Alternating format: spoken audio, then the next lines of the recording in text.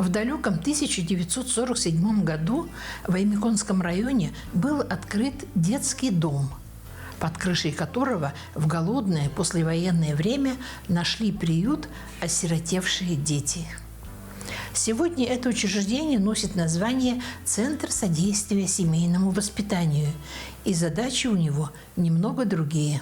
Основное направление нашего учреждения, работы нашего учреждения – это устройство детей в приемные семьи. И вот с 2016 года в нашем учреждении проводится школа приемных родителей. То есть это подготовка предполагаемых кандидатов в замещающие родители. По итогам школы приемных родителей, по итогам прохождения курсов выдается сертификат и заключение. А это заключение, оно бессрочное, получается, и действует на всей территории Российской Федерации. Вот с 2016 года в школу приемных родителей прошли 68 кандидатов. Так часто бывает. Приезжают на север поработать, заработать на 2-3 года, а остаются надолго, а то и навсегда.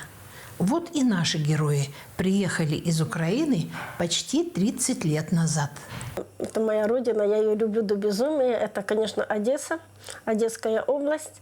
В селе, где было чисто украинское село, там даже русских, может быть, так можно сказать, 1 или 2 человека были. Село было большое, больше 1000 детей на школе только училось. Школа была большая. Центральный колхоз был, а рядышком было 8 или 9 сел, куда все мы ходили в школу. Поэтому и школа большая была, огромная. Но на сегодняшний день, насколько я знаю, этих 8 сел, они уже мертвые, а прошло-то практически 30 лет, как я школу закончила. И уже, чуть больше. И села эти мертвые, там людей нету. Уже все, молодые уехали, старики умерли, все. Сегодня Лена со смехом вспоминает то время, когда сюда можно было долететь только самолетом. Знакомые предложили поехать на север, вот в Якутию, в Уснеру. Когда в 95-м году, это было лето, в июле месяце, мы приехали 16 или 17 июля, меня поразила, знаете, вот эта красота. Мы в аэропорту приземлились, перед этим 2 недели, как всегда, мы сидели в Якутске, все там сидели по 2-3 недели. И мы оттуда приехали, маленький самолетик, потому что они набирали, с Магана вылетал самолетик, маленький такой, там было 7 или 10 пассажиров можно брать. Дали объявление, кто хочет, езжайте в Маган, и летит самолет на Усть-Неру. В Неру въехать тогда надо же было разрешение обязательно. Без разрешения в 95-й год никто никого не пускал. И а мы это разрешение уже запросили. Но так как мы 2 недели сидели в Якутске, ждали, что с Неры передадут. А самолеты же не летают, не передать невозможно. И стоим мы в этом аэропорту. Мужа пропустили, у него была возможность заезда, а у меня нету. И я помню, у меня была банка вишневого варенья. Я достаю, и там эти, где это самое, а замочено 2 недели, не мытые, не чесанные, ничего, сидим в аэропорту.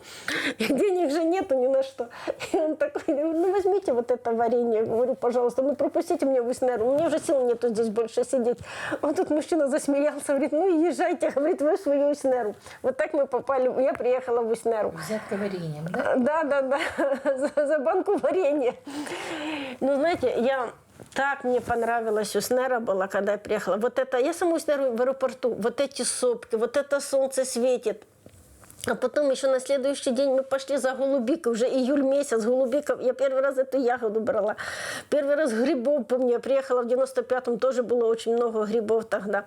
И то есть я влюбилась в Усть-Неру. И я поняла, что как мне потом объясняла моя знакомая, говорит, ты просто нашла место, где тебе было тихо и уютно и спокойно. Поэтому тебе понравилось и тихо, и спокойно, и уютно. Я обожаю этот поселок, я обожаю этих людей, которые здесь живут, что жизнь все равно за 30 лет, что я здесь живу, многих свела, развела, где-то кто-то уехал, кто-то приехал в Неру. Но я не могу сказать ни о ком плохого слова. Время летит быстро. И однажды ей рассказали, что опекунская семья планирует отказаться от опекаемого ребенка. И было это накануне нового 2021 года. Есть люди, сердце которых не может не откликнуться на чужую беду. Наши герои из таких. Вспомните, первый раз вы Сашу увидели. Вот свое ощущение и вообще, что вы почувствовали?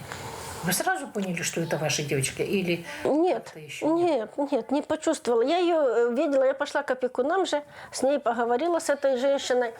Саша сидела в другой комнате, играла в телефончик. Ну, я зашла, там, по-моему, шоколадку или что-то я ей там принесла.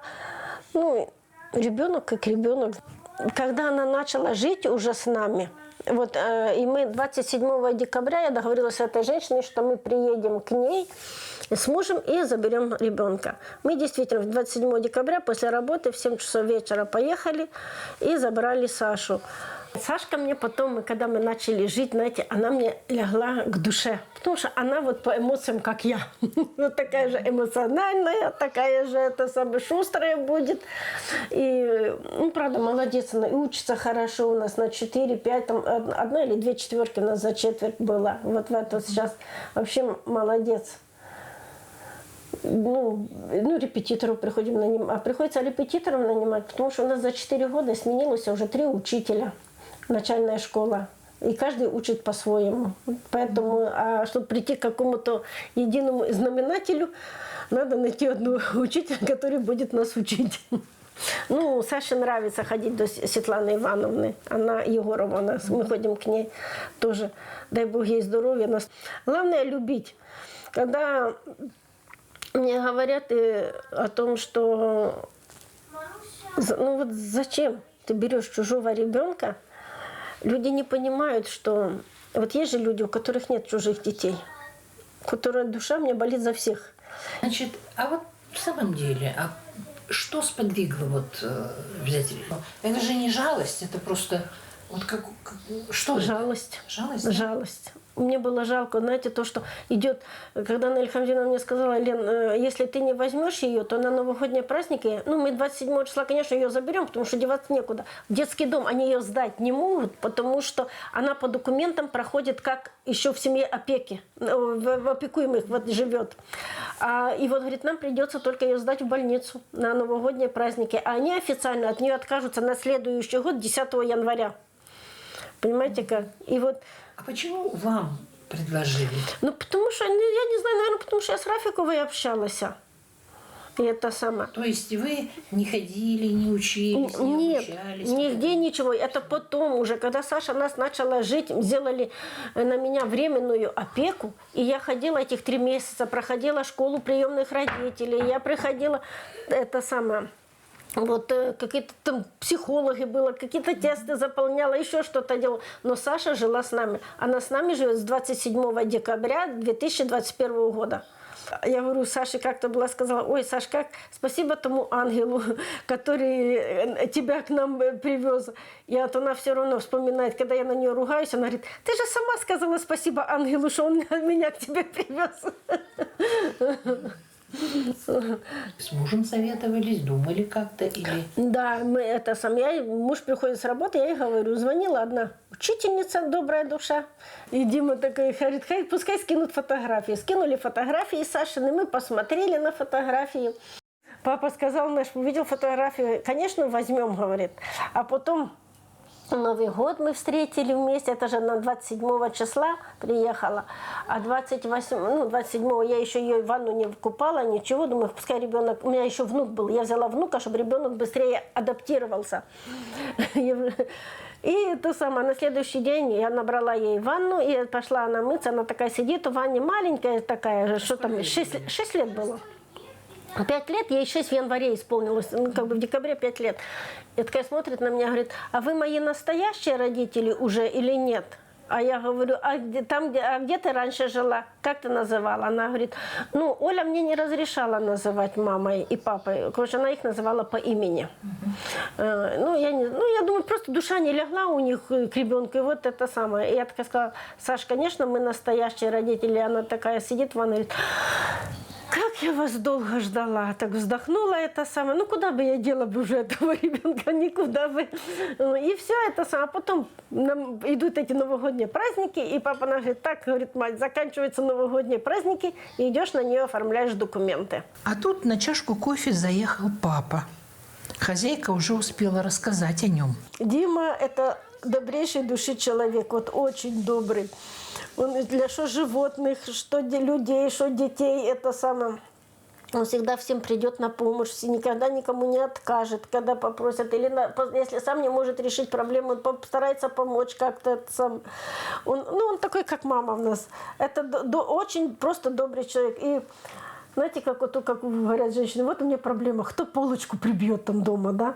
А у нас сидишь и думаешь, я говорю, так, Дима, наверное, нам надо какую-то полочку прибить. Все, на следующий день эта полочка будет прибита. Там независимо от того, или чайник, или это будет кофемашина, или это резетка. То есть он где-то поищет, точно так же, как на девочек сейчас. Коньки выписал уже, что надо будет их учить на коньках кататься, там и ролики уже им заказал, и комбинезоны уже им заказал, чтобы удобнее ему было кататься. Всегда, если что-то делает, он все время думает о последствиях своих действий. Даже это, если это касается хоть работы, касается хоть жизни. Если куда-то едем, то папа у нас распланировал все, уже можно спокойно собираться и ехать. Приедем, уедем, уже все у него запланировано, уже это самое. В этом плане он очень ответственный такой человек, что и вот для него тоже не существует чужих детей там, или чужие проблемы, или чужие заботы. Если он может чем-то помочь, он всегда поможет. Ну, вот нам тут Елена Витальевна рассказывала, какой вы добрейший души человек.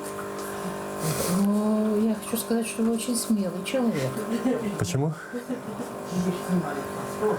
Ну, это же такие заботы, такая ответственность. Ну, я бы не сказал, что тут это... Это даже хорошо. Даже в 2 раза хорошо. Говорите, Дима, с такой женой, как я, вообще ничего не страшно. Да? Когда общий язык с женой, то это... Когда все вместе делается, это проблем нет. А у вас свои дети есть? Есть? Ну, они большие уже. А вот что это? Это нерастраченная нежность, это нереализованное отцовство до конца? Или что это? Почему? Да даже вот не знаю, как на этот вопрос ответить правильно. Да не то, что правильно, а как вообще ответить. Ну, просто как увидели и решили, что это наше. Да, мама? Да. Здорово. Ну, вот, наверное, скорее всего, так посмотрели. Да, это наше, надо забирать, и все. От первого брака у Дмитрия Борисовича есть взрослый сын, который учится в институте параллельно на 2 факультетах. Такому ребенку грех не помочь, говорит Елена Витальевна. В этом плане, как я говорю, у меня нет чужих детей. Если мы с тобой живем вместе, значит, проблемы твоих детей – это и наши проблемы. Это и называется семья, да? Да, да. Да, это и называется семья. Ну вот так что у меня как-то, если там что-то им надо, там на компьютере или еще на что-нибудь деньги, они Диме не пишут, они пишут мне. У нас финансами занимается. Главный бухгалтер мама. Да. Ну, как положено. И главный экономист, и все. Поэтому... Мама в банке работает. Мне сказали, ты считать не умеешь, тебе не надо. Да. Ну да, расточительством занимаешься, коньки, ролики заказываешь. Ну, а как без этого? Будем кататься, да? Если погода хорошая, на выходные поедем, покатаемся на каток. Дим, есть какие-то принципы жизненные у тебя? Не укради. Ну, как? Наверное, то, что... Чтобы самому не мешали, и сам не мешать стараюсь. А хобби? Сейчас с хобби это не очень. Хобби у нас путешествие в семье, но по мере возможности, как получается. Все время на работе, дома, работа. Поэтому так-то мы больше путешествия. Вот если куда-то едем, всегда с семьей. Стараемся так, что если отпуск, должны отдыхать все. Саша в семье уже 5 лет. А как появилась Надя? Перед Новым годом, где-то, наверное, тоже 24 или 23, наверное, было декабря, Ирина Сергеевна Наумова, она позвонила мне и сказала, что Елена Витальевна, есть хорошая девочка, Надя, вы не хотите взять ее к себе, это самое, на я говорю, ну, может быть, на новогодние праздники, я говорю, взять, посмотреть, это самое. А так, говорю, ну, пока как бы нас один ребенок, нас устраивает. Позвонила маму, говорю, нам предлагают взять девочку.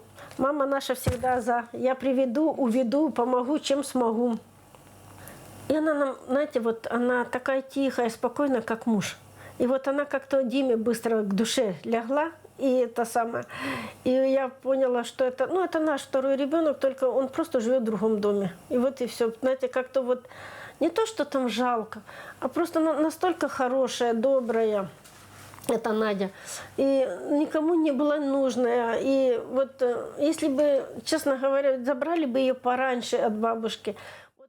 И здесь Елена Витальевна поделилась, по-моему, очень серьезной мыслью. Плохо то, что вот мы, опекуны, проходим медкомиссию один раз, когда берем ребенка. То есть годен, не годен. А я считаю, что эту медкомиссию, наверное, надо хотя бы раз в год делать.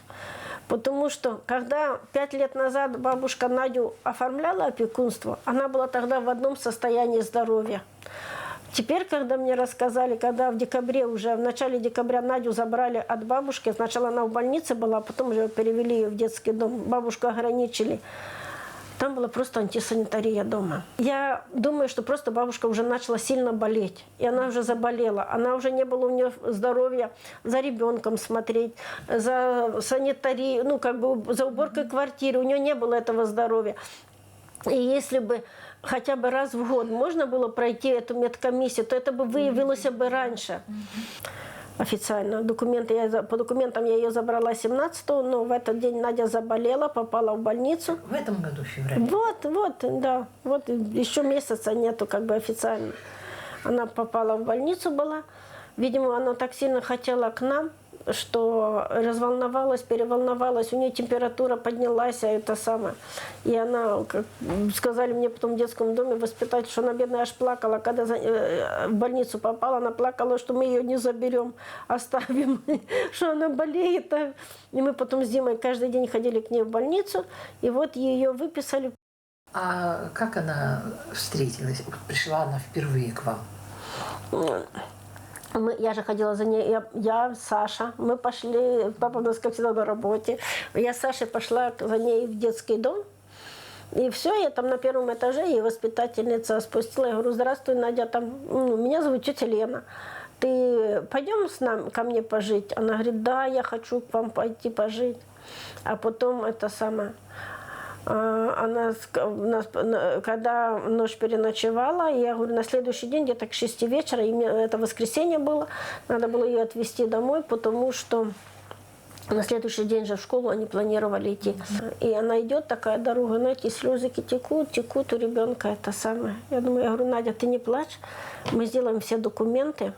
Ну, тогда мы еще я не знала, что бабушка умерла. Я говорю, я тебя все равно никому уже не отдам. В семье есть самая добрая бабушка, которая готова помогать всем, чем сможет, и девочкам, и родителям. Ты помогаешь дома? Да, дома обычно помогаю. Хорошо учишься? Да. Сама учишься или мама помогает? Или мама контролирует, заставляет, нет? Ну, мы с мамой раньше делали домашку. Мы с ней вместе делали, когда мне было там 7-8 лет. А когда уже исполнилось где-то 9, я начала пытаться сама делать. А что ты любишь? Чем ты любишь заниматься? Не знаю, но летом я обычно и могу заниматься футболом там. Любишь такие подвижные игры, как мальчишка? Ну, в принципе, да, я обычно бегаю на свежем воздухе, развиваюсь. А ты... Вот мама сказала, что ты ходила на дзюдо. Да. И что? Почему не ходишь теперь? Или пойдешь? Я пойду где-то 18-го. Когда занятия возобновятся. Да. А тебе нравится на дзюдо? Ну, да. Там, чему ты там учишься? Бороться, чтобы потом себя защищать. Меня из больницы забрали. Из больницы тебя забрали? А ты заболела? Да? Ты заболела? Была в больнице, да? И мама пришла и тебя забрала? Нет, с папой, с мамой. Ты обрадовалась, что тебя забрали? Или не очень? Тебе нравится? Надя, а ты любишь учиться? Или у тебя пока еще плохо получается?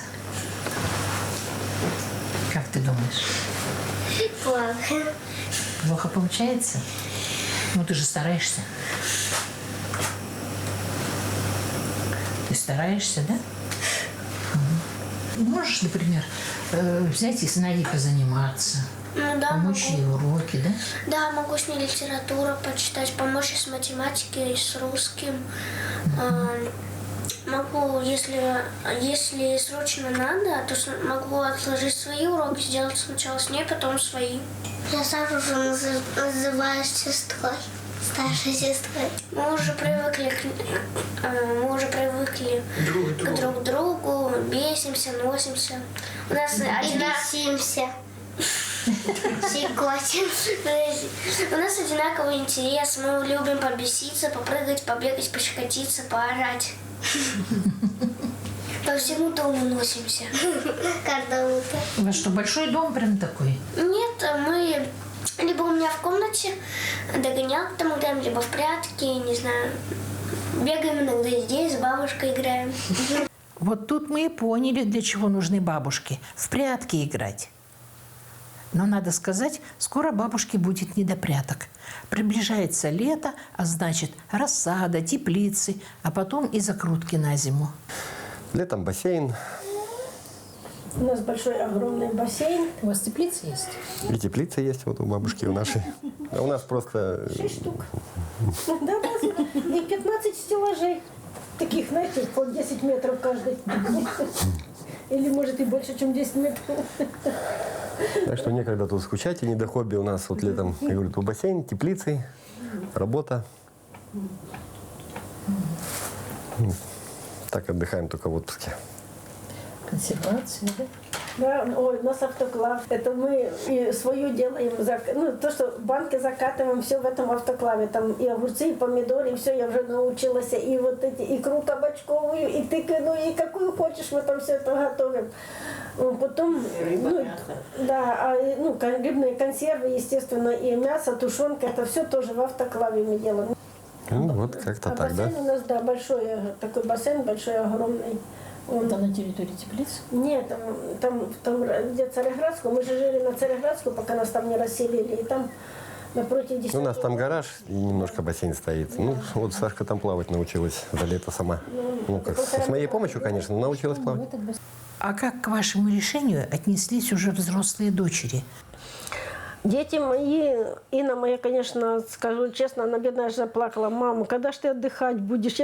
Мы уже выросли, мы финансово независимы, как бы от тебя денег не просим, нервы не трепаем. Ну что ж ты еще возьмешь одного ребенка? Ладно, была бы одна Сашка. Если вдруг что-то случится, мы за нее в ответе, мы ее бы никогда не бросим. Это как наша третья сестра говорит.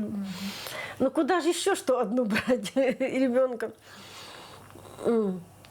Я говорю, нет, я пока, говорю, возьму только в гости. Она говорит, знаем мы тебя, мать. Ничего не бывает более постоянно, чем время. Да. Мы спросили у папы, а потом и у девочек, что, по их мнению, будет лет через 10? Что изменится? Через 10 лет? Ну, это, наверное, мы уже на свадьбу гулять будем, да, мама? Будем, наверное, на свадьбу гулять. Ну, а может быть и учиться дальше. Ну, скорее всего, наверное, будем учиться. Потому что хотим, чтобы все выучились. Образование было. Мне кажется, ничего не поменяется. И действительно, что за вопрос? Саша смотрела с недоумением. Все будет по-прежнему.